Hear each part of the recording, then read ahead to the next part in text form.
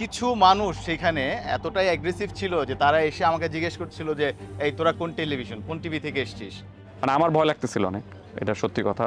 ভাই না থাকলে আমি হয়তো চলে আসতাম। অফিসের সিনিয়ররা সাংবাদিকদের কাছ থেকে বিভিন্ন রকম খবর পাচ্ছি যে হয়তো কিছু একটা হতে চলেছে। পরিস্থিতিটা আসলে অন্যরকম ছিল, যেটা কিনা এখন এসে বোঝানো খুবই কঠিন যে তখন কিসের মধ্য দিয়ে গেছেন সেই সংবাদগুলো সংগ্রহ করা এবং পৌঁছে দেওয়ার ক্ষেত্রে।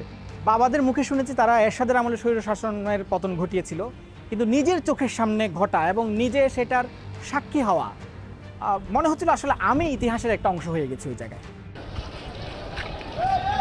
গত বছরের 5ই অগাস্ট সকালে চানখারপুল এলাকার চিত্র এটি। দেখলাম যে সেখানে পুলিশের একটা মারমুখী অবস্থান এবং ব্যাপক গোলাগুলি সেখানে শুরু হলো এবং ওই সময় এরকম বৃষ্টি হচ্ছিল। সাংবাদিকদের উপর আসলে অনেক মারমুখী একটা অবস্থান ছিল এবং আমরা 5 তারিখেও দেখেছি যে টেলিভিশনের গাড়ি পুড়িয়ে দেওয়া হয়েছিল এবং সেটা জাস্ট আমাদের গাড়িটা যেখানে পার্ক করা ছিল সেই গাড়িটার সামনে এবং পেছনে দুটো গাড়িকে তারা ভেঙে আগুন ধরিয়ে দিয়েছিল। যখন তারা শুনতে পেয়েছে যে আমরা বিবিসি থেকে এসেছি, বাট তখন তারা আশ্বস্ত হয়েছে যে না, একটা ফেয়ার নিউজ হয়তো আমরা প্রোভাইড করতে পারবো এখানে। ঢাকা মেডিকেল এলাকায় একদল যখন আগের দিনগুলোর মতোই চিত্র দেখছেন, তখন বিবিসির আরেকটি দল পৌঁছেছেন উত্তরায়। তো রাস্তায় আর্মি পুলিশ ছাড়া আমরা কিচ্ছু দেখিনি, কোনো মানুষ নাই, কিন্তু উত্তরা যাওয়া পর্যন্ত ব্যাপারটা এরকমই ছিল আর কি, খুব গুমোট। হঠাৎ করে পুরো রাস্তা এবং পুরো এলাকা লোকারণ্য হয়ে গেল। মানে এত লোক কোথা থেকে আসলো আমরা নিজেরা অবাক হয়ে গেলাম। হাজার হাজার মানুষ সরকারি মানি না, আমরা কিসের কাপড় মানবো? আমাদের যেটা ছিল, আমাদের দুজনেরই তো ভেস্ট ছিল, আবার ওটা অনেক ভারী, হাতে ক্যামেরা ছিল, তো এক একটার ওজন 20 কেজির বেশি হবে, 25 হবে আর কি। তো ওগুলা নিয়ে আমরা ওই যে ওনাদের সাথে একই পেসে হাঁটতে পারতেছিলাম। তো আমরা রাস্তার সাইডে যে হাঁটতেছি, শর্ট নিচ্ছি, হঠাৎ করেই ফাঁকা ফায়ার শুরু হলো, তাই না? আর্মির কর্ডন থেকে তারা মানে আকাশের দিকে তাক করে জাস্ট তারা কয়েকটা গুলি করলো এবং আমরা দেখলাম যে মিছিলটা প্রথমে থমকে গেল, থমকে যাওয়ার পরে আবার তারা সামনে এগোনো শুরু করলো। আমরা জিজ্ঞেস করলাম যে আপনারা কোথায় যাচ্ছেন, সবারই একই উত্তর যে আমরা গণভবন যাচ্ছি। এই সময়টা থেকেই পরিস্থিতি পাল্টাতে শুরু করে। দুপুর নাগাদ বিজয় সরণি এলাকায় ছিলেন বিবিসির সংবাদদাতা। মানুষ জড়ো হচ্ছে কিন্তু আসতে দেয়া হচ্ছে না। এর মাঝখানে আমরা একদম খালি বিজয় সরণি চৌরাস্তায় কিছু একটা হচ্ছে বুঝতে পারছি। তো একটা সময় আনুমানিক সময়টা সোয়া 2টার মতো হবে, তখন বেশ কিছু গাড়ি এদিক থেকে, যেটা দেখে মনে হয়েছে ওই দিক থেকে যে সাবেক প্রধানমন্ত্রীর প্রোটোকল যেরকম থাকতো দেখতে, বেশ কিছু গাড়ি এদিক থেকে ক্যান্টনমেন্টের দিকে যায়, প্রধানমন্ত্রী অফিসের দিকে। তার কিছুক্ষণ পর আস্তে আস্তে পাহারাটা টহল মানে যে মানুষকে আটকে রাখা যে ব্যাপারটা ছিল আস্তে আস্তে হালকা হয়ে যায়, মানে এখন হয়তো মানুষ যেতে পারে, এরকম একটা ব্যাপার ছিল। সেনাপ্রধানের ভাষণ দেওয়ার কথা থাকলেও সময়টা পিছিয়ে দেওয়া হয়, তবে গণভবনে ততক্ষণে মানুষ ঢুকে পড়েছে। বিবিসির নিউজরুমের ভেতরে যারা কাজ করছিলেন তাদের জন্য দিনটি ছিল এক ভিন্ন অভিজ্ঞতার।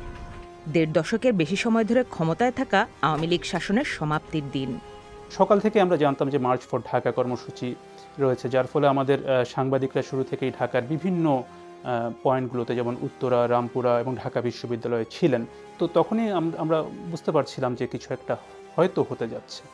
তখন কিছুক্ষণের জন্য ইন্টারনেট বন্ধ হয়ে যায়, কিন্তু আমরা আনুষ্ঠানিকভাবে এটা নিশ্চিত হওয়ার জন্য, যাচাই করার জন্য অপেক্ষা করছিলাম। যখন আমরা আনুষ্ঠানিকভাবে জানতে পারি এবং তখন আমরা এটা প্রচার করি যে শেখ হাসিনা দেশ ত্যাগ করেছেন। শেখ হাসিনার পদত্যাগের খবর ছড়িয়ে পড়তেই 2 বছর আগে শ্রীলঙ্কায় যে দৃশ্য দেখা গিয়েছিল, তেমন দৃশ্য দেখা গেল বাংলাদেশে। প্রধানমন্ত্রী শেখ হাসিনা পদত্যাগ করেছেন এবং দেশ থেকে পালিয়ে গেছেন, এই খবরটি এখানে ছড়িয়ে পড়ে। তখন সব মানুষ উল্লাস প্রকাশ করেন। বিভিন্ন শ্রেণী পেশার মানুষকে আমরা দেখেছি এখানে তারা এসেছেন। দুপুরের পরই আমরা যখন প্রধানমন্ত্রীর কার্যালয়ের সামনে পৌঁছাই তখন দেখছি যে গেটটা খুলে দিচ্ছে। মানে আমরা অ্যাকচুয়ালি যাচ্ছিলাম গণভবনের দিকে, যে ওখানে লুটপাট হচ্ছে বা লোকজন ঢুকে গেছে, সেই জিনিসটা ধারণ করতে যাচ্ছিলাম। কিন্তু যেই আমরা প্রধানমন্ত্রী কার্যালয়ের সামনে গেলাম তখন দেখছি হঠাৎ করে প্রধানমন্ত্রী কার্যালয়ের গেট খুলে যাচ্ছে এবং ভেতর থেকে পিজিআরের লোকজন দৌড়ে বের হয়ে যাচ্ছে। প্রধানমন্ত্রী কার্যালয়ের সামনেই যে দুজন আলাপ করছিলাম, কাজের ফাঁকে ফাঁকে আমরা আলাপ করছিলাম যে বাংলাদেশে এরকম দৃশ্য আমাদের কাভার করতে হবে কিংবা করব আমরা, এরকম আমরা কখনো ভাবিও নি। যখন হচ্ছে সাদ্দাম হোসেনের পতন হয় ইরাকে, সাদ্দাম হোসেনের একটা মূর্তিকে যেভাবে ঠিক টেনে হিঁচড়ে ভেঙে ফেলা হচ্ছিল, একেবারে অবিকল একটা চিত্র আমার তখন ভাসতেছিল। তখন একটা ছেলে আমাদেরকে এসে হঠাৎ করে সে খুব ছলছল চোখে এসে আমাদেরকে বলছিল যে আপনার বাইরে গিয়ে দেখেন শেখ মুজিবের মূর্তি ভেঙে ফেলা হচ্ছে, আমরা কিন্তু এই জন্য আন্দোলন করিনি, এরকম একটা কথাও হ্যাঁ, কিন্তু সে এরকম আমাদেরকে বলছিল। বলছিল। মানে ইমিডিয়েট একটা তার মধ্যে হতাশা তৈরি হয়ে গেছে। আমি সমস্ত দায়িত্ব নিচ্ছি, আপনাদের জানমাল, এবং আপনাদেরকে আমি কথা দিচ্ছি যে আপনারা আশাহত হবেন না। সেদিনও আমাদের বাংলাদেশ ট্রেন্ডিংয়ের একটি পর্ব ছিল, আমাদের একটা প্রতিবেদন আমরা করছিলাম যে এই যে গণ অভ্যুত্থান তৈরি হয়েছে এবং সরকার এটাকে কোনোভাবেই অভ্যুত্থান হিসেবে মানতে রাজি নয়। আমাদের প্রতিবেদক তখন তৎকালীন আইনমন্ত্রীকে একটি টেলিফোন কল করেছিলেন এবং তাকে প্রশ্ন করেছিলেন যে এটি যে একটি গণ অভ্যুত্থান সেটা তারা স্বীকার করেন কিনা। তার উত্তরে আইনমন্ত্রী তখন বলেছিলেন, এখন আমি একটু ব্যস্ত আছি, যে গণ অভ্যুত্থান কিনা আপনারা নিজেরা দেখে না।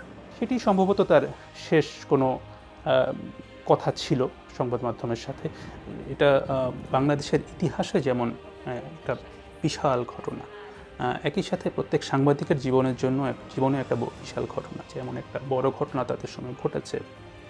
দিনটির 1 বছর পার হলো। 1 বছরে আশা হতাশার নানা হিসেব নিকেশ থাকলেও 5ই অগস্ট দিনটি যে ঐতিহাসিক ছিল তাতে কোনো সন্দেহ নেই। অর্চিয়তন রিলা, বিবিসি নিউজ বাংলা।